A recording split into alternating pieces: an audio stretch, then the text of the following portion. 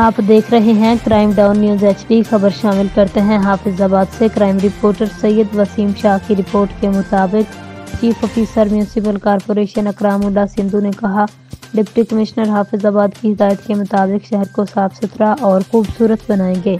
उन्होंने अपनी तैनाती के फौरन बाद देवरा हाफिजाबाद की खूबसूरती में इजाफा करने के लिए खूबसूरत पौधे लगा दिए। इनसे कबल म्यूनिसिपल कॉरपोरेशन के अफसरान की नाअहली और सुस्ती की वजह से यहाँ लगाए गए पौधे खुश्क हो जाते थे। लाखों रुपए मालियत के गमले टूट फूट का शिकार हो चुके थे। किसी ने इसकी तरफ कोई तवज्जो नहीं दी। समाजी शख्सियत और सीनियर सहाफ़ी सैयद गुलाम अब्बास शिराजी ने chief officer municipal corporation Ikramullah Sindhu की तवज्जो इस दीवार हाफिजाबाद की तरफ दिलाई, जो उन्होंने फौरी इक़दाम करके यहाँ पर खूबसूरत पौधे लगवा दिए हैं। बाकायदगी से इन पौधों को पानी दिया जाता है, सफाई सुथराई का खसूसी ख्याल रखा जाता है।